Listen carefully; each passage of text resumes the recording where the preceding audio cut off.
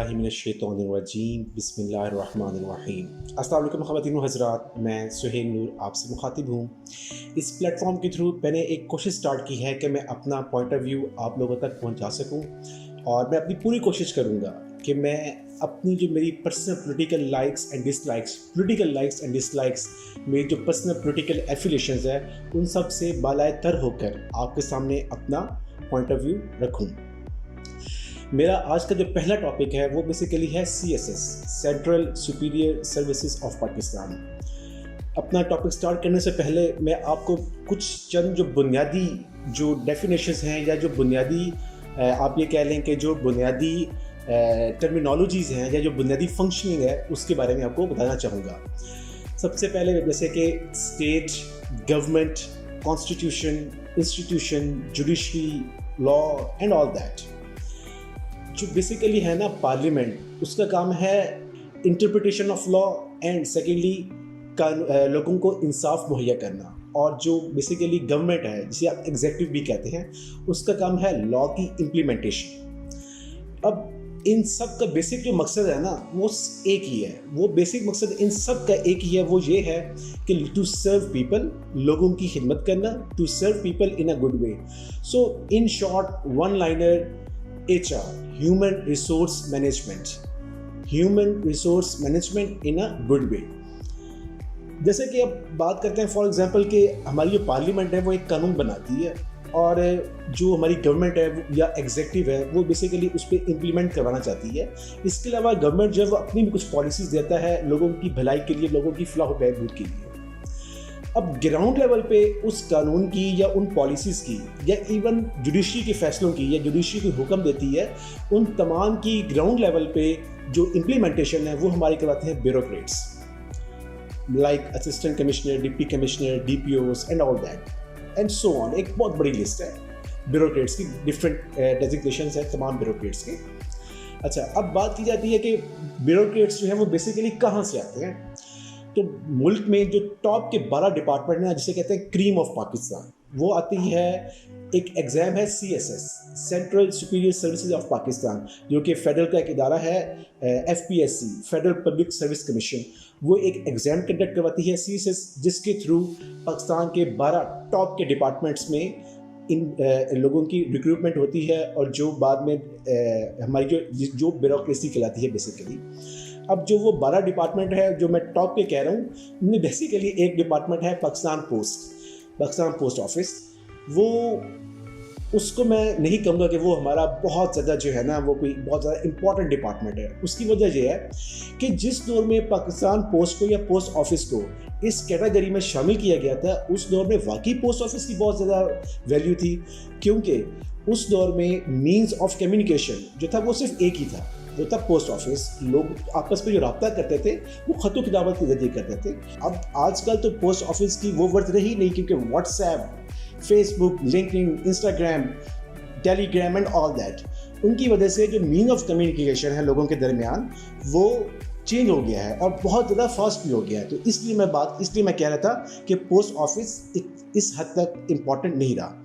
अब बात करते हैं कि CSS की। जो CSS का एलिजिबिलिटी क्राइटेरिया है वो बेसिकली ये है कि बैचलर्स, और उसके बाद CSS के 12 पेपर दें, और आप उसके बाद एक मेरिट बनता है, और उसके बाद जो है आप जिसके अकॉर्डिंग आपका मेरिट बनेगा, आप उस डिपार्टमेंट में आपकी इंडक्शन हो जाएगी। बेसिक प्रॉब्लम जो है ना, मेरा पॉइंट ऑफ व्यू ये है, जो बेसिक प्रॉब्लम पाकिस्तान का, या आप कह लेंगे जिस पे मैं बेसिकली बात करना चाह रहा हूँ, वो यहाँ से स्टार्ट हो रहा है। अब फॉर एग्जांपल एक बंदा है, उसने BS या अपनी जो बैचलर्स की डिग्री है वो किसी भी सब्जेक्ट में की है, फॉर एग्जांपल इंग्लिश में की है, और आप उसको उस एग्ज़ाम देता है, उसका मेरिट बनता है फॉरेन सर्विसेज में, आप उसको फॉरेन सर्विसेज में इंक्लूड जो है अपॉइंट कर दें। अब जिस बंदे को डिप्लोमेसी की बेसिक डेफिनेशन का ही नहीं पता, जिसको नहीं पता कि इंटरनेशनल रिलेशंस क्या होते हैं, जिसको नहीं पता कि फॉरेन रिलेशंस क्या होते हैं, जिसको नहीं पता कि what is security dilemma, what is deterrence, उसको आप उस डिपार्टमेंट में लगा रहे हैं। और वो डिपार्टमेंट इतना इम्पॉर्टेंट डिपार्टमेंट है कि वो इदारा ज़िम्मेदार है पाकिस्तान के दूसरी अक़वाम से जो फॉरेन रिलेशंस है उसका। अब वो इतना जो है इतना इम्पॉर्टेंट डिपार्टमेंट है, और उसमें आप एक नॉन प्रोफेशनल बंदा जो है जब उसकी इंडक्शन करेंगे, जब उसको आप वहाँ भेजेंगे, तो फिर आप कैसे एक्सपेक्ट कर सकते हैं जी कि पाकिस्तान तरक्की नहीं कर रहा, या पाकिस्तान के जो इदारे हैं वो सही तरह फंक्शन नहीं कर रहे, इदारे मजबूत नहीं हैं। जब आप इदारों में नॉन प्रोफेशनल लोग बिठाएंगे फिर ये मसाइल तो होंगे। इसके बाद नेक्स्ट आ जाते हैं, फॉर एग्जांपल अब एक बंदा उसने की है MBBS की है, और आप MBBS करने के बाद वो CSS का एग्ज़ाम देता है, और उसके बाद जो है उसकी इंडक्शन हो जाती है किसी भी डिपार्टमेंट लाइक FBR में हो जाती है, या जो हमारा एडमिनिस्ट्रेटिव सर्विस का डिपार्टमेंट है, असिस्टेंट कमिश्नर जो है वो अपॉइंट हो जाता है। अब एक डॉक्टर, इसी तरह यही सेम केस जो है वो इंजीनियर है, इसके अलावा जिसने एग्रीकल्चर में डिग्री की है, जिसने फॉरेस्ट्री में डिग्री की है, लेकिन मैं मेन फोकस करूँगा डॉक्टर पे। अब एक डॉक्टर अगर इस तरह कहीं इंडक्ट हो जाए, उसकी कहीं इंडक्शन हो जाए, तो उसके नुकसान है। पहला नुकसान कि गवर्नमेंट ने, ज़्यादातर डॉक्टर जो हैं वो गवर्नमेंट के इंस्टीट्यूशंस में पढ़ के आते हैं ना। अगर एक डॉक्टर गवर्नमेंट के इंस्टीट्यूशन में पढ़ के आप असिस्टेंट कमिश्नर लग जाएगा तो उसके तो बेतहाशा नुकसान है। पहला नुकसान कि गवर्नमेंट ने उस पर जो इतना खर्चा किया है, और गवर्नमेंट ने उस पर खर्चा किया डॉक्टर बनाने के लिए, ना कि एक CSP ऑफिसर बनाने के लिए। पहला नुकसान तो ये हुआ कि गवर्नमेंट ने जो उस पर खर्चा किया है वो सारा ज़ाया गया। दूसरा नुकसान जो ये हुआ, तो उस बंदे ने खुद जो इतनी मेहनत की है, आखिर डॉक्टर ऐसे तो नहीं बन जाता, 5 से 6 साल बल्कि इससे भी ज़्यादा कई केसेस में इंसान जो है वो पढ़ता है, और उसके बाद जिस चीज़ का उसने पढ़ाई की है वो छोड़ के उसको बिल्कुल ऑपोजिट एक डिपार्टमेंट में भेज दिया जाए। दूसरा नुकसान हो गया। तीसरा नुकसान ये है कि चूँकि हमारे मुल्क में MD कैट का जो मेरिट बनता है, उसमें बच्चों का जो मेरिट बनता है उसमें पॉइंट्स का डिफरेंस होता है। तो अगर वो बंदा MBBS ना करता तो उसके बाद वाला जो बंदा जो डिजर्विंग था और वो करता और आगे वो MBBS मेडिकल फील्ड में आगे भी लेके चलता, तो वो फ़ायदा था ना। तो मीन्स उस बंदे ने एक बंदे की सीट भी ज़ाया की है। इसी तरह सेम केस है इंजीनियर्स का और फॉरेस्ट्री का, और बहुत सारे डिपार्टमेंट्स हैं, बहुत सारे लोग हैं एजुकेशनल बैकग्राउंड वाले लोग हैं जिनका ये सेम केस है। अच्छा, मैं ये बिल्कुल भी नहीं कह रहा कि एक डॉक्टर या इंजीनियर या कोई भी डिग्री वाला किसी भी सब्जेक्ट में उनका हक नहीं है CSS, बिल्कुल उनका भी हक है CSS। अगर एक असिस्टेंट कमिश्नर डायरेक्ट एक तहसील को रन कर सकता है, तो एक डॉक्टर डायरेक्ट एक हॉस्पिटल या जिसे THQ कहते हैं, तहसील हेडक्वार्टर हॉस्पिटल को उसको रन क्यों नहीं कर सकता, वो उसका हेड क्यों नहीं अपॉइंट हो सकता। This is my point of view.